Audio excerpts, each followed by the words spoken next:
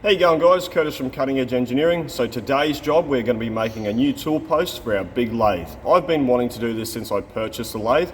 I'm not entirely happy with the tool post that is on it. Considering that's supposed to be a quick change tool post, it is extremely inconvenient as a quick change tool post because I only got 2 holders with it, and I do have to change tools out as if it was a standard tool post anyway. I did look down the path of getting extra tool holders for it, but they were just far too expensive. And I don't want to go and invest a heap of money on, say, a Dorian quick change tool post for that lathe because I don't plan to keep that lathe forever. I do want to replace it in the future. So our Dorian quick change tool post on our frontline lathe, it is a dovetail wedge lock system and it never comes undone. It is super rigid and very stable. Where the tool post on the Shanyang, it is a pull style. So it pulls the tool holder into the tool post. Under some heavy cuts, I've actually had them come undone, and it scares the living out of you when the tool starts jumping around in the tool post. That's another reason why I want to take this off. So you might remember the big boring bar we made. Well, not long after I completed that, our LZMT lathe sold. It had a standard tool post on it. I'd done enough work with that machine to know that tool post could handle the boring bar, but after that machine sold, I couldn't use it. I did attempt to put the boring bar in the big Shanyang. I sort of knew it wasn't going to like it, and I proved my point. It didn't like it. So that's why you haven't seen anything on our big boring bar, because we don't have the correct tool post in order to use it. So we're going to be making a standard style tool post to go on the Shanyang. It's going to be very easy to make, relatively cheap, and it's going to make that lathe a lot more usable for the jobs that I want to put in it. So a standard tool post is a square. It does have a slot machined all the way around it in order for you to fit tools into it, and it also has 4 bolts on each side to fasten the tools into the tool post. And it can be indexed around so you can point the tool in any direction you want. So we're going to be starting with a piece of flame cut Biz 80 plate. It is 120mm thick and 210mm square. We have got a bit of material to remove off the outside to bring it down to its final dimension. Before we get started on this, I need to take the old tool post off the lathe. So this is an Algra quick change tool post. The body of the tool post itself is extremely strong and rigid. It is lacking in the amount of pressure you can apply to the tool holders to keep them on the tool post. Probably would need to fully disassemble it, clean it out and put it back together, and it might be a lot better, but it's still not going to serve the purpose that I need it to do. So all we need to do, we need to undo the nut on the top of the tool post, remove the retaining washer and the dowel pin, and we can then take the tool post off the lathe. And that is pretty much the way that 90% of the tool posts on the market are fixed on the machines. Pretty sort of standard tool post arrangement on this machine. You do have the 4 pockets for the detent balls. So the way the detents work, they are a spring-loaded dowel or a ball. As you turn the tool post around, it will then lock back into a position. You then tighten down the nut on top, and then that won't allow the tool post to work its way backwards when you are machining. They're not currently in here. They would have been removed when they fitted the quick change tool post to it. So what they've done, they've machined a 5th hole so you can use a dowel to then lock the tool post from turning. So now that we've got that off, we can get all the dimensions we're going to need in order to start making our new tool post.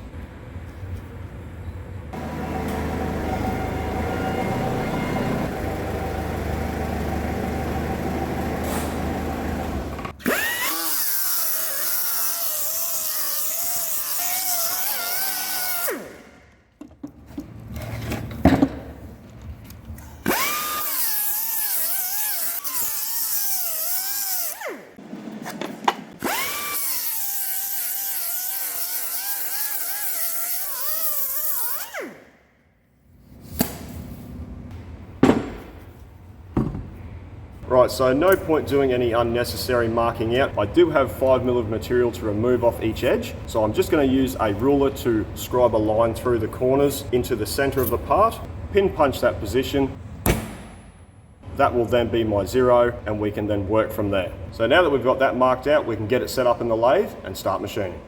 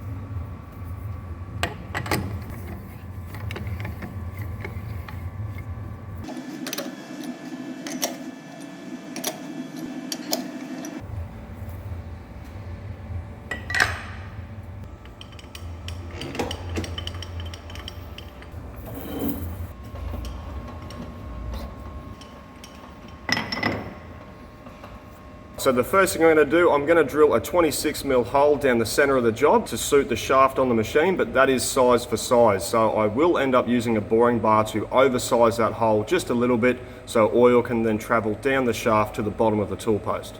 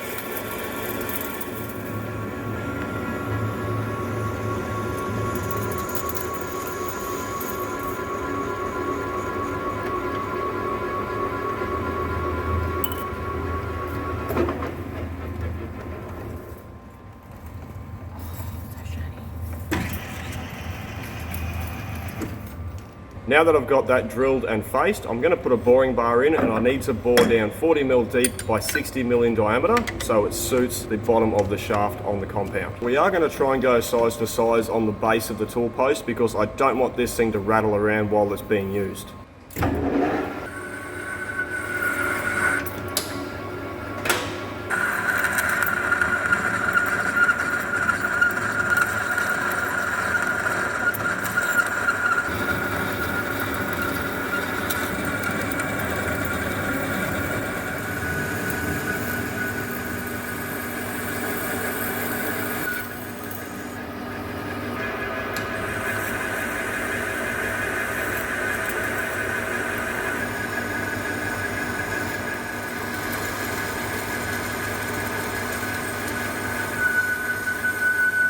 So I've just done my finishing cut, but it is just going to be a little bit too neat to go on the shaft on the compound, so I'm just going to take a little bit more out of that just to make it perfect.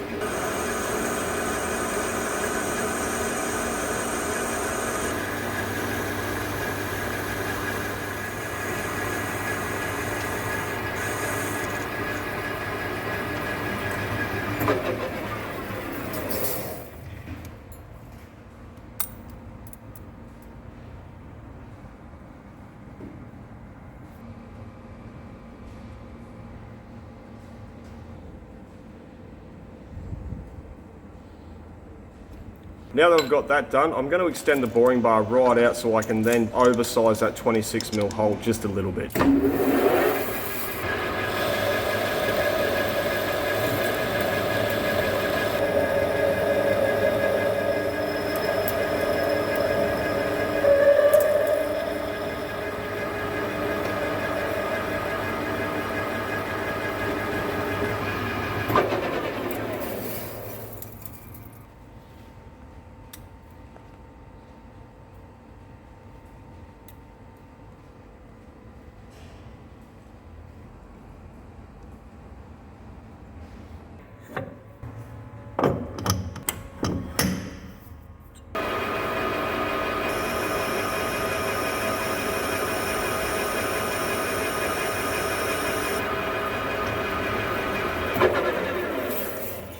So the last thing I need to do on the lathe, I just need to flip the part over so I can face the other side so they're both parallel.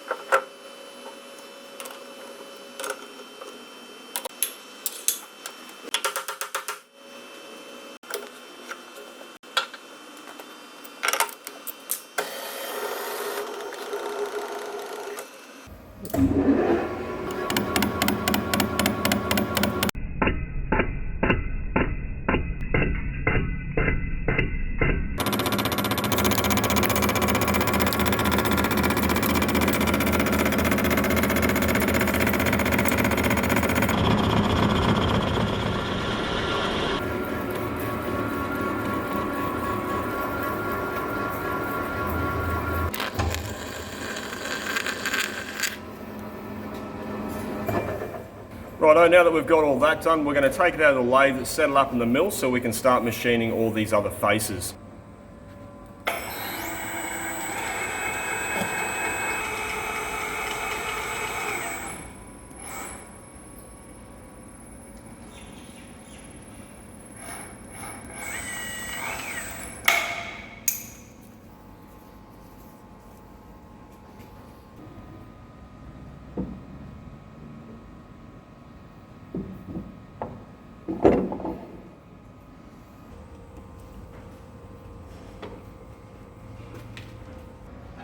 So I've got that set up in the mill. I'm going to be using a 125mm shell mill to clean up all the faces because it will do it in one sweep. What we're aiming for is 70mm from the inside of the machine bore to the top face on the four sides. What I will do, I will take a clean up cut, measure that, and then I will know how much material to remove to bring each face down to size.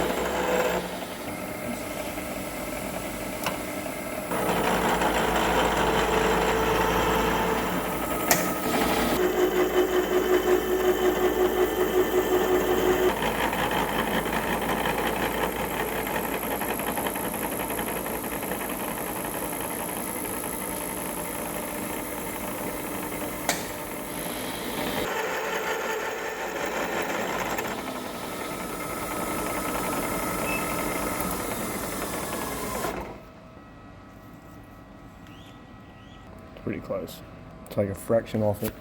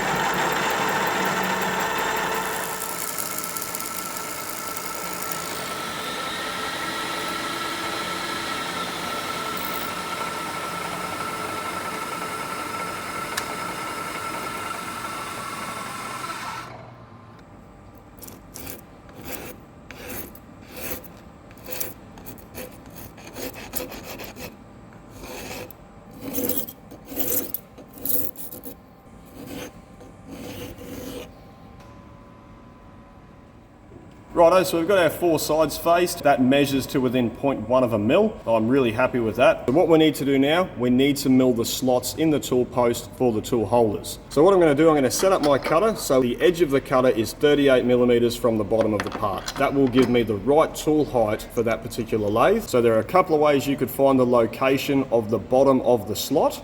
The way I'm going to do it, I'm going to use my edge finder, touch off on the bottom of the part, zero out the DRO. I will then halve the diameter of my edge finder. I will move the job that distance, zero out the machine again. You then need to take into account the diameter of your cutter. So halve the diameter of the cutter plus 38 millimeters will give me my location for where my slots need to be. All lathes are different and all tool heights do change. It's something you do need to take into account because if you get your tool heights wrong, you might be cutting low or you might be cutting high. So the size of the slot we're going to be machining in its current setup is going to be 30 millimeters deep by 50 millimeters wide. I'm going 50 millimeters wide so I can run my boring bars in it, and if I need to lift the tool up to do a certain job, I can achieve that.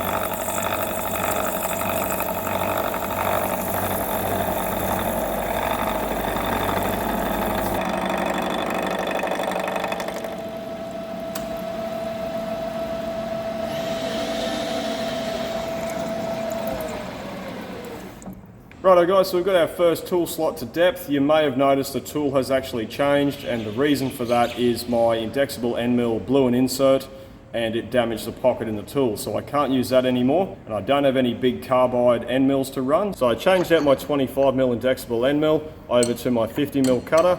I don't usually like to do that because there is no room for the swarf to clear out of, so you will see me brushing it out, but I don't have any other options at the moment, so we're just going to use our 50mm cutter and just take it easy. So what I'm going to do now, I'm going to take the 50mm cutter out, I'm going to put in a 16mm end mill, and I'm just going to clean up the edges where the cutter was rubbing.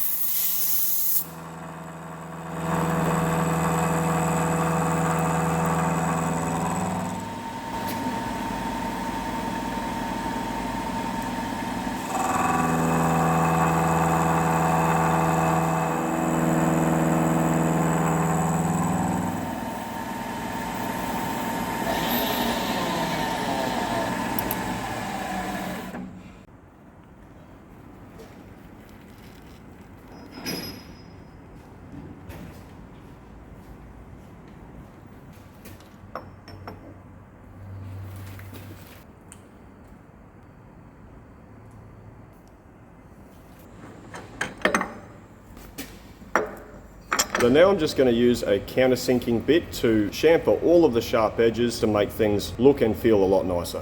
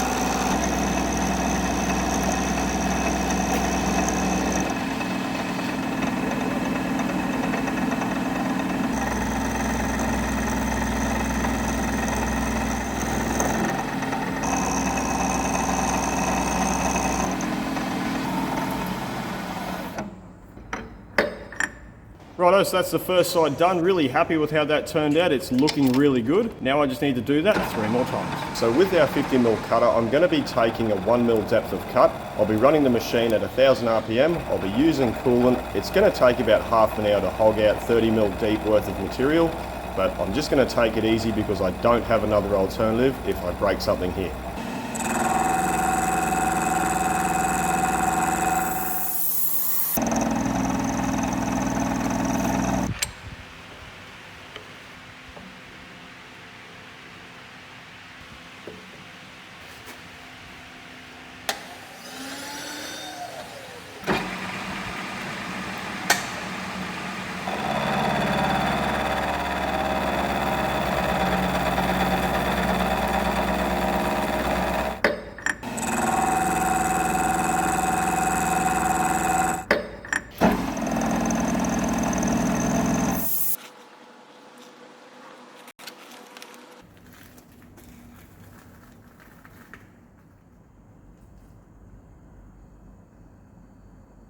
Righto guys, so we've got all of our slots machined, we've got our chamfers done. I'm really happy with the surface finish that we've been able to achieve on this. What I need to do now, I need to drill and tap the 12 holes that hold in the tooling, but I can't fit it in the vise, so I've got to take it out of the vise and set it up flat on the bed, and then we can go through and drill our holes.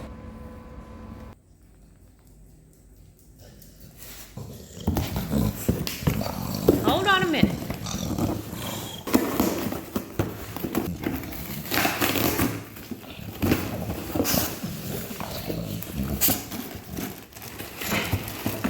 Ooh.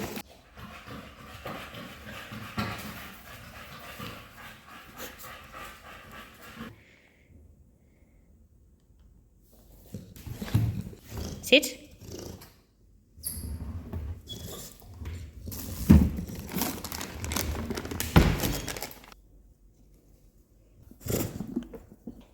Ready? Get it. Get it. Ah. Hi. Oh my God.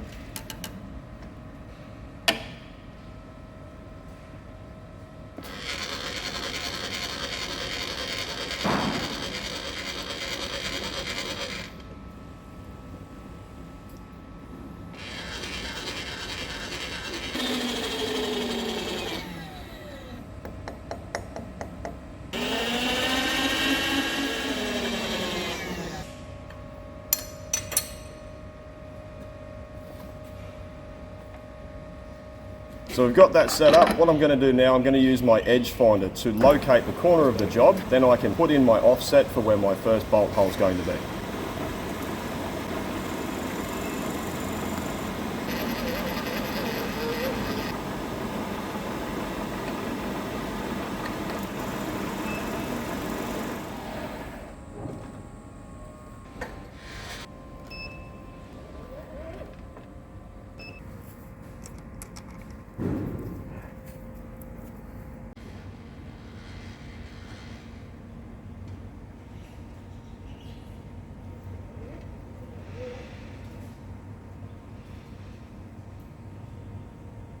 So the first thing I'm going to use is a center drill. That's just going to mark the location and get a starting point for my drill.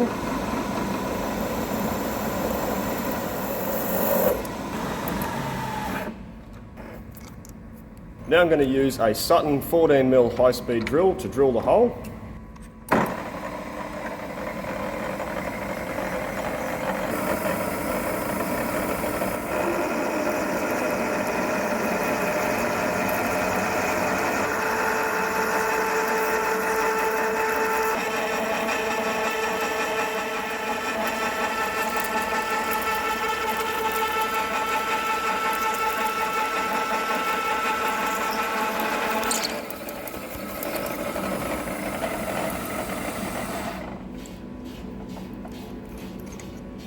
Now I'm going to be using a countersinking bit just to give the tap a good area to start in.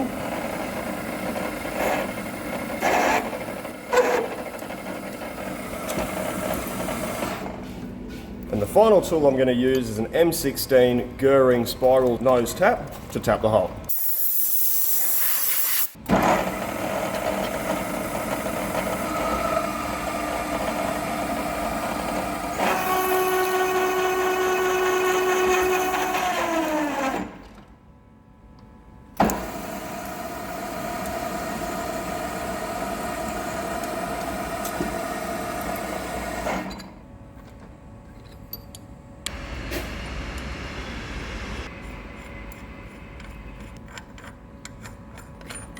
So that's our first hole drilled and tapped. The bolt does feel just a fraction on the loose side, so on the next hole I'm going to hand tap that just to see if it's the machine power tapping it, it's causing it to become a little bit loose. It can be an issue with some brands of taps on the market.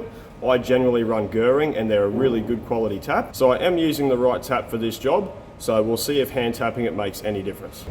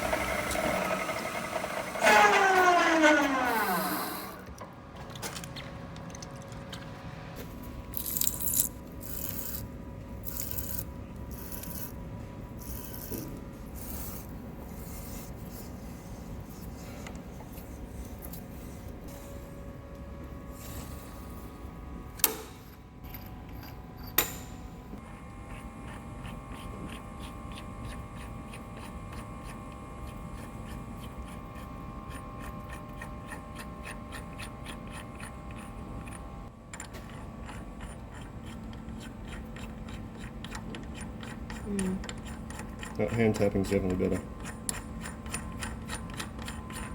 Right, so my suspicion was correct. Power tapping with the machine, it is slightly oversizing the hole, and I can only ever put that down to the amount of resistance that is in the quill slide itself.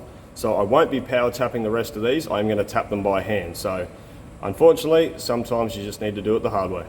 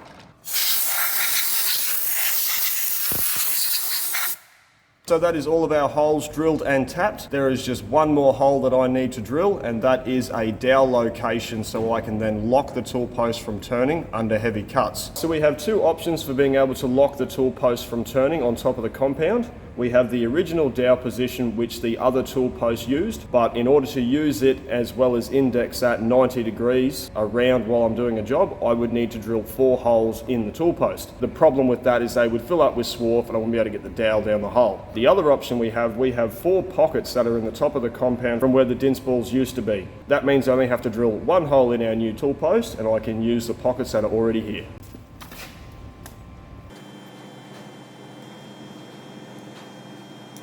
Was that the thing you said? Was that what you mentioned when I was over there turning the bore? Yeah, that's what I meant, that thing. So there are 2 more things I need to do. I need to drill a hole for the dowel, and I need to turn it over and counter bore the center hole in order to take that little shoulder. Let's do that. So from our starting corner where we started drilling all of our holes, we need to come in and across 58 millimeters, and that will give us the location for the center of the dince pocket positions.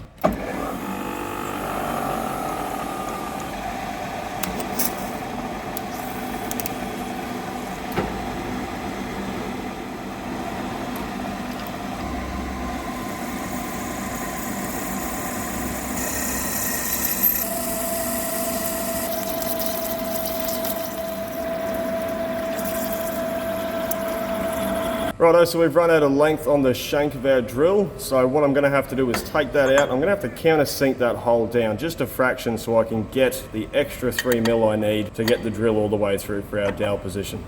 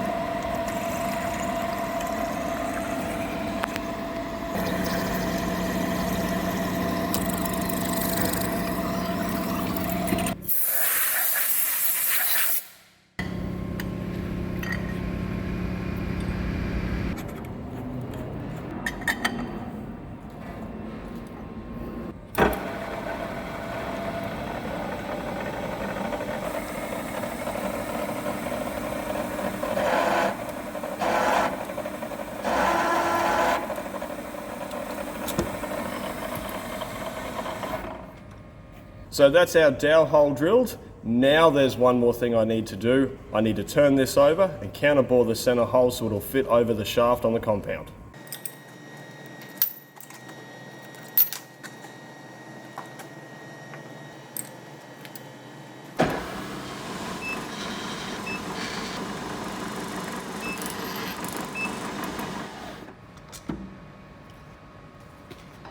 So to bore out the center hole, I'm going to use my adjustable boring head. There is no need for accuracy here. All I need is clearance. So I'm just going to eyeball the measurement and the depth, and I can do a visual inspection with a ruler just to make sure it is to depth.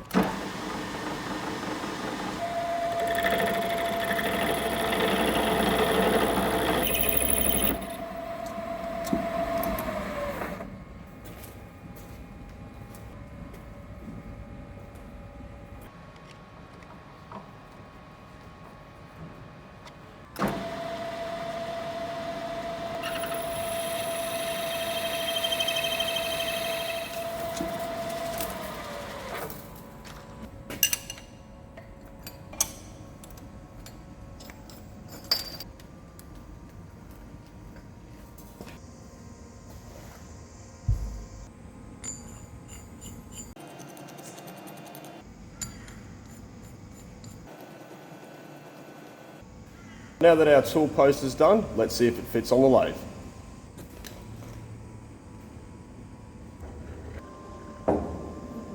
So that fits on the machine perfectly. I'm really happy with how that looks. It's going to be nice and rigid. The dowel position lines up really well, so it fits perfectly with all the pockets in the compound. All of our 32mm tooling is going to fit in the tool post, but the tool pockets are 51mm high, so we will be able to fit larger boring bars. And the M16 bolts that I've used, they are actually out of the Toshiba CNC milling machine that I scrapped a while back. So it's a good thing I hung on to a couple of hundred of those because I was able to use 12 of them today. So it's not completed yet. There are still a few things I need to make. I do need to make a boss to hold a thrust bearing in order to clamp down on top of the tool post. I also need to make a handle in order to tighten it down. I was hoping I could just use the standard tool post parts off my Toolmaster machine, but unfortunately they don't fit. And I'm not just going to machine up a big spacer and use a nut because that's half doing the job. And I've also decided to make up a new dowel pin because this one, it's pretty ugly and I don't really want any memory of the other tool post. Unfortunately, we have run out of time on this. I do have an urgent job I need to get into this machine and get it done for our customer. So I'm going to take this tool post off. I'm going to refit the old one so we can get our customer's job done. So I've still got a few parts that I need to make, but while I'm going to be making those, I am going to send this out and get it treated. So we had a couple of choices. We were going to leave it raw, but that is going to rust. We could cold blue it, which would offer minimal rust protection and make it look nice. We could sandblast it with last speed, which would give it a nice matte finish, but it's still going to rust. The people have spoken and we are going to send it out for nitriding, also known as tough tride, which will make the surface very durable and it's going to offer a lot of rust protection. But it is going to change the color of it. It won't be silver anymore. It will turn into a dark black color. So you will have to wait for part 2 when we get this back from nitriding, finish making all the parts, fit this onto the machine, and we do some test cuts. We're going to be fitting our big boring bar. I do have a barrel that needs a couple of mil removed from the ID, so that'll be a perfect job to test this new tool post out on. And just for fun, we did weigh this before we started the job and it was 41.5 kilo. Throw your guesses down in the comments to what you think it weighs now and we will reveal it in part 2. Thanks for watching. Ready? Yep. Ready? Yep. You ready? Yep. You ready? Yeah. Ready? Yep. What am I saying? Why ask if I'm ready if you're not? Just making sure you're ready. Are you ready? So I'm not entirely happy with the tool post that came on the machine. So on that ugly tool post I took off this, I don't particularly like it. Isn't it just the most disgusting thing you've ever seen? I feel dirty putting it back on. So no point doing English. So no point doing unnecessary measurement here. So no point doing unnecessary measuring. We're just going to use a ruler to scribe off. Fuck me. I'm just going to start again. Okay. Can you start again? Right. How'd you start it? So it's not completed yet. There are. Fuck up, man. That'll give us the like. I'm going to be using 100. Fuck off, train. Serious, man? Oh, for fuck's sake. Just trying to get the words out. Be a bit more enthusiastic. Fuck me, I'm losing it. Yes. Good. I'm trying to get it out. You carried that by yourself. You're so strong. Big guy. J. Ha! Wow, that looks crazy. It's hectic. Whoa. Oh. The shine on that is so good. Mess. Jesus. Yeah, right. Makes cool swarf. Sounded cool. Chippies.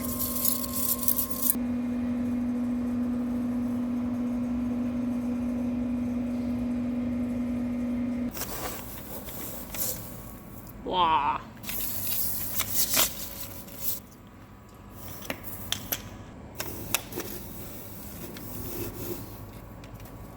How does that go down your undies?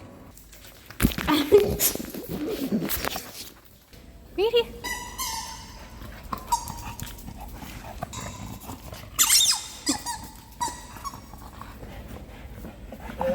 I'm gonna get hurt. Yeah. Don't let it go.